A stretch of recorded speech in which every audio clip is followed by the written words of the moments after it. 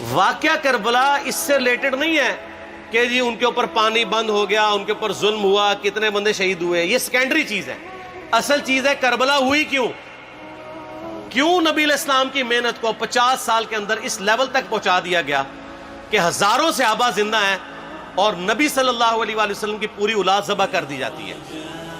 ہم تو یہ کہہ نہیں رہے کہ کیسے ذبح کیا انہوں نے، آری چلائی تھی یا تلوار چلائی تھی، یہ تو واقعہ کربلا تو سب کو پتہ ہے، ان کی شہادت بھی سب کو پتہ ہے. جامعہ ترمذی میں حدیث ہے حسن و حسین جنتی نوجوانوں کے سردار ہیں اور ان کی والدہ جو ہے وہ جنتی عورتوں کی سردار ہیں. اور المستدرک حاکم میں حدیث ہے حسن و حسین جنتی نوجوانوں کے سردار ہیں اور ان کے والد ان سے بھی بہتر ہیں. تو یہ تو ڈیفینٹ حدیثیں ہیں، یہ تاریخ تو نہیں ہے، نبی علیہ السلام کے فرامین ہیں. تو ان کی موجودگی میں ان کے ساتھ یہ کچھ کیا جائے تو ہم نٹی گریٹیز میں نہیں پڑھتے، ہم اس تھیم کے اوپر کہ یہ کون سی چیز تھی جس نے خلافت راشدہ کو ملوکیت میں بدل دیا، ہم اس تھیم کے اوپر بات کرتے ہیں. ہم کہتے ہیں چھوڑ دیں، بندے ہندے چھوڑیں. الٹیمیٹلی کیا نکلا ہے، کس کی وجہ سے ہوا ہے، وہ تو احادیث کی کتابوں میں موجود ہے. ہم کب کہہ رہے ہیں خفیہ کیمرے لگا گئے جی کس نے گولی پہلا تیر کس نے چلایا، یہ وہ ہم تو بتا رہے کس کے دور حکومت میں ہوا اور ان کا اپنا کردار کیا تھا، اس کو کس طریقے سے لا کے تخت پہ بٹھایا گیا. وہ ساری کی ساری چیزیں تو سامنے ہیں، وہ تاریخ کی کتابیں نہیں ہیں، حدیث کی کتابیں ہیں. اگر آپ کہتے ہیں کہ بخاری مسلم سے ہم نے صرف رفع الیدین کی حدیثیں لینی ہیں یا ایمانیات کی حدیثیں لینی ہیں اور باقی جو بخاری اور مسلم میں آل امیہ کی بدماشیوں کو ننگا کیا گیا ہے وہ ہم نے نہیں لینی ہے، تو سر پھر آپ اپنے آپ کو کلیئر کٹ، پھر ہم آپ سے واقعہ کربلا نہیں ڈسکس کریں گے، حجیت حدیث میں بات کریں گے. آپ کو اپنے آپ کو منکرین حدیث کہنا پڑے گا. یہ آپ اسکروٹنگ کیسے کریں گے؟ اس سے بڑی بات مجھے یہ بتائیں کہ عظمت صحابہ بڑی چیز ہے یا عظمت محمد رسول اللہ صلی اللہ علیہ وآلہ وسلم؟ تو بریلوی یہی تو رونا رو رہے ہیں، وہ کہہ رہے ہیں کہ قرآن میں تھوڑی آیات ہیں. آپ پھر مڑ مڑ کے پڑھتے ہیں قل انما انا بشر مثلکم، اس میں تو نبی علیہ السلام کی تنقیص ہو رہی ہے. تو ہم ان کو کیا کہتے ہیں کہ تنقیص مقصد نہیں، نعوذ باللہ، نہ ہو رہی ہے. آپ افضل البشر ہیں لیکن آپ کی سپیشیز بشر ہے، یہ ہم اپنا عقیدہ سمجھتے ہیں، وہ اس کو تنقیص شمار کرتے ہیں. تو پھر اس وقت آپ بھی بریلویوں کی بات مان کے تو یہ آیات پڑھنا چھوڑ دیا کریں. آپ کہتے ہیں نہیں آیات ہے کیوں نہ بیان کریں، تو ہم بھی کہتے ہیں احادیث ہے کیوں نہ بیان کریں کہ صحیح بخاری میں حدیث ہے 2812 عمار کو ایک باغی جماعت قتل کرے گی، وہ جماعت دوزخ کی طرف بلا رہی ہوگی اور عمار ان کو اللہ اور جنت کی طرف بلا رہا ہوگا. اب اس کے نرغے میں جو آتا ہے وہ آئے، میں اپنے نبی سے ٹکر لے لوں آپ لوگوں کے منہ کا خیال رکھتے ہوئے کہ میں نبی علیہ السلام کو کہوں کہ آپ نے کیوں ایسی بات کر دی کہ مولا علی کے مخالفین کو آپ نے دوزخ کی طرف بلانے والی جماعت کہہ دیا. تو لیں آپ ٹکر، جائیں سیدھا دوزخ میں اور تھوڑی جرت کریں. آپ یہ کہا کریں کہ اے اللہ، اپنے لیے کہا کریں کہ اللہ تعالیٰ آپ کا حشر یزید اور یزید کے آباء و اجداد کے ساتھ کرے اور اس کی اولاد کے ساتھ. ہم کہتے ہیں کہ اللہ تعالیٰ ہمارا حشر جو ہے وہ مولا حسن حسین، مولا علی علیہ السلام اجمعین اور اہل بیت کے ساتھ کرے، آمین. اور آپ میں تو اتنی جرت نہیں آپ یہ بات بھی کر سکیں کیونکہ ان کو پتہ ہے. تو نبی علیہ السلام کی احادیث کو بیان کرنے کو یہ سمجھتے ہیں کہ جی اس سے مصیبت کھڑی ہو جائے گی تو اپنے آپ کو منکرین حدیث ڈکلیئر کریں. پھر حجیت حدیث کا مقدمہ ڈسکس ہوگا، پھر کربلا نہیں ڈسکس ہوگی. اور یہ ٹی وی پہ بھی آ کے مولوی بیٹھے ہوتے ہیں، سنیوں کے بھی شیعوں کے بھی، مڑ مڑ کے جی وہ یزید نے یہ کر دیا. وہ یزید نے کیا کیا ہے یار؟ وہ تو سسٹم کا نمائندہ بن کے آیا جو پیچھے سے خراب تھا. یزید کو لے کے بیٹھے ہیں، یزید یزید یزید یزید. بھائی پیچھے سے معاملہ خراب ہوا. اگر نہیں یقین آتا تو یہ بخاری مسلم کی میں نے آلموسٹ 200 سے زیادہ حدیث مین سٹریم کی کتابوں سے اکثر بخاری مسلم جمع کیے پڑھے. اور سر میں نے تو ان کو چیلنج دیا ہے یہ حدیثیں پڑھ کے نا اپنے ممبروں سے صرف ان حدیثوں کی تشریح اپنی پبلک کے سامنے کر دیں. نہیں کر سکتے تو پھر لعنت کے مستحق تو ہو رہے ہیں حق چھپا کے، اور قیامت دن کے منہ پہ لگام ڈالیے. اور پھر مڑ مڑ کے کہتے ہیں نہیں جی وہ کچھ چیزیں خاص ہوتی ہیں وہ عوام الناس کے سامنے نہیں کرنی چاہیے. وہ صحابہ کرام بھی بعض اوقات ایسی باتیں پبلکلی نہیں کرتے تھے. میں نے اس کے اوپر بڑا ایک میرا کلپ ہے یوٹیوب پہ، مولا علی سے متعلق 5 جھوٹ. تو میں نے کافی ساری چیزیں اس میں ڈسکس کی ہیں.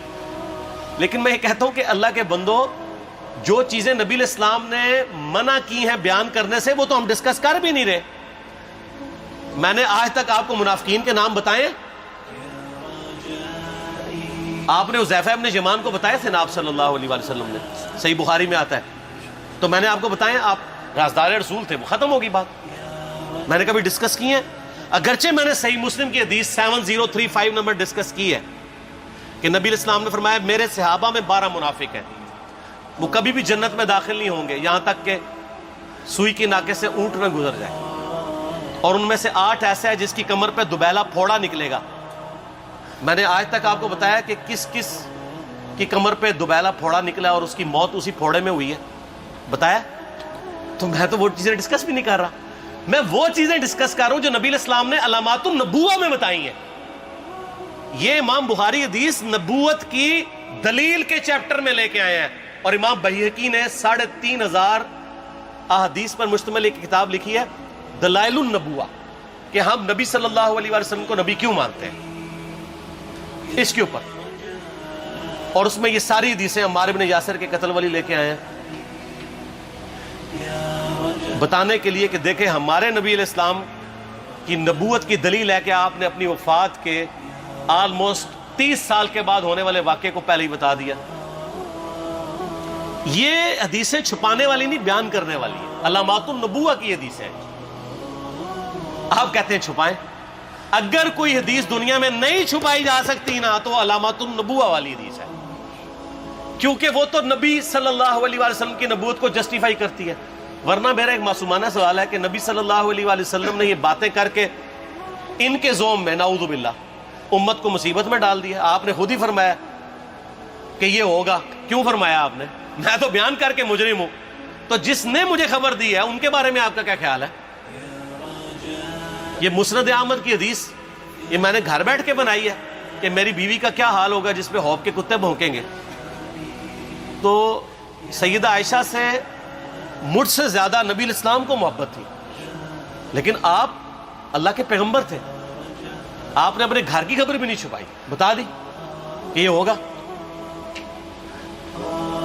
اور اس سے بڑھ کے آپ صحیح بخاری میں دیکھیں عمار بن یاسر کا خطبہ ہے. میں نے یہ سارا, پریشان نہیں ہونا, یہ ریسرچ پیپر میں سارا کچھ موجود ہے, اور کوئی چیز بھی ایسی نہیں جو اس میں سکپ ہو.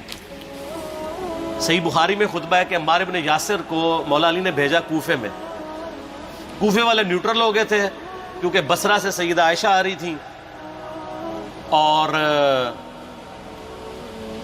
وہاں پہ انہوں نے کہا نہ ہم سیدہ عائشہ کا ساتھ دیں گے نہ مولا علی کا دیں گے. تو عمار بن یاسر کو تیار کرنے کے لیے, یعنی وہاں کے جو عوام تھی اس قتال کے لیے, مولا علی نے بھیجا.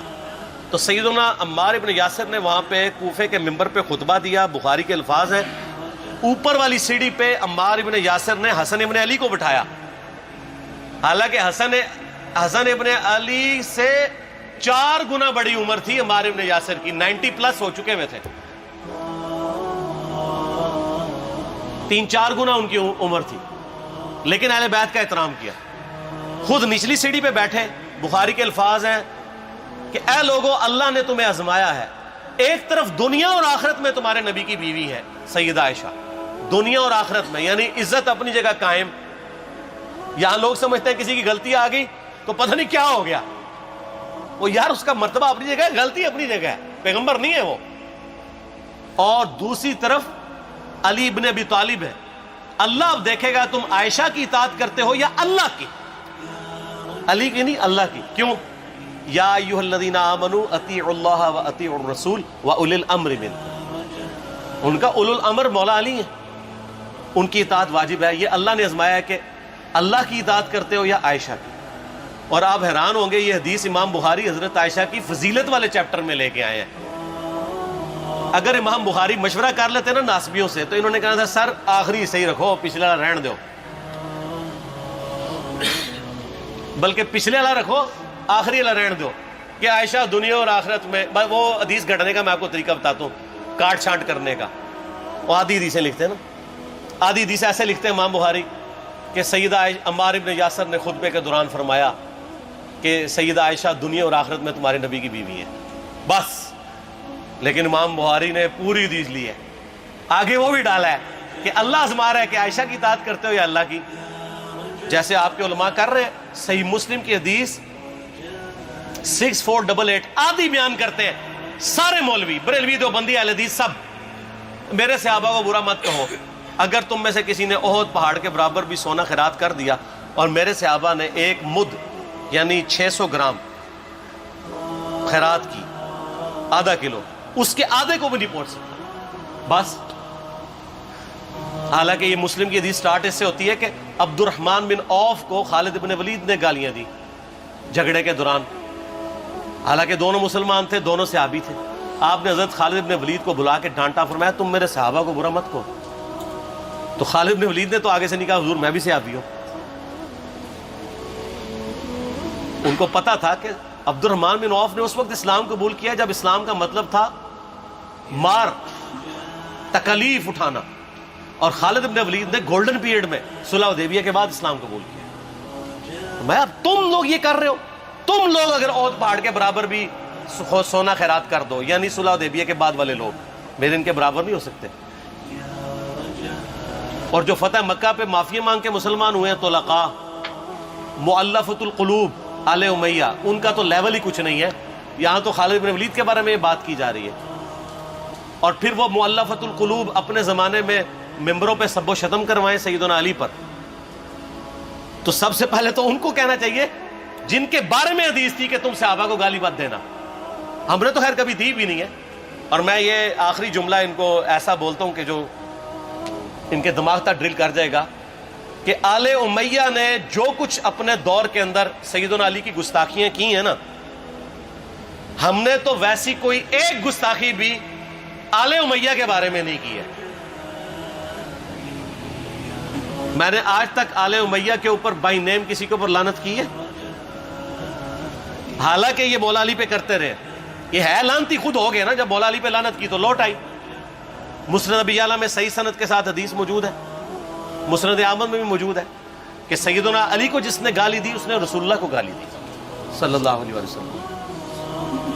جب ام سلمہ نے کہا تھا، شیخ زبیر صاحب نے اس کو تحکیم میں صحیح لکھا ہوا ہے فوٹ نوٹ کے اوپر، کہ لوگوں تمہارے ممبروں پر رسول اللہ کو گالیاں دی جاتی ہیں، تو انہوں نے کہا معاذ اللہ، ہم کب کہیں گے، ایسا نہیں ہو سکتا. تو ام سلمہ نے کہا تم لوگ علی اور اس سے محبت کرنے والوں پہ گالی گلوچ نہیں کرتے ہو کیا؟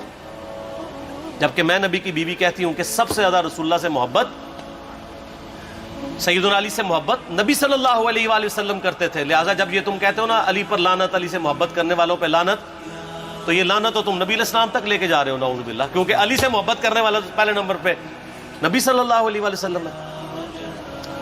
اور پھر کہتے ہیں سب کا مطلب وہ تنقید ہے. اور نہ، پرانیاں گلاں، پرانے بابے، پرانے بزرگ، جھوٹے ہو. صحیح مسلم کھولو 6229 غدیر خم سے اگلی حدیث، لعن اللہ ابا التراب کے الفاظ ہیں، مٹی والے ابن ابی طالب پر لعنت، یہ الفاظ موجود ہے. سب کا ترجمہ لعنت ہی ہے، تنقید نہیں ہے.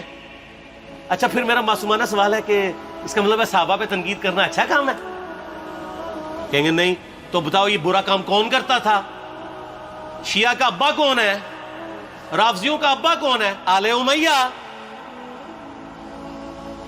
تو لہذا شیعہ نو میں کہنا کہ تسی شیخین کے اوپر بکواس اور تبرہ کرنے کی بجائے نا اب لوگوں کو حقائق بتائیں کہ ٹوٹی کمند کہاں. یہ سب مجرمین آل امیہ ہے. اور یہ آل امیہ اور بنو ہاشم کی لڑائیاں نبی علیہ السلام کی بعثت سے پہلے چل رہی تھی، صدیوں سے چل رہی تھی. وہ تو پھر اللہ نے بنو ہاشم کو نبوت کے لیے چنا تو ان کو یہ پھر جیلسی ہضم نہیں ہوئی، وہ چیز آگے چلتی تھی. خیر چھوڑ دیں، ایک تلخ ٹاپک ہے. صلاۃ بر محمد و آل محمد، اللہم صلی علی محمد و علی آل محمد. ٹھیک ہو؟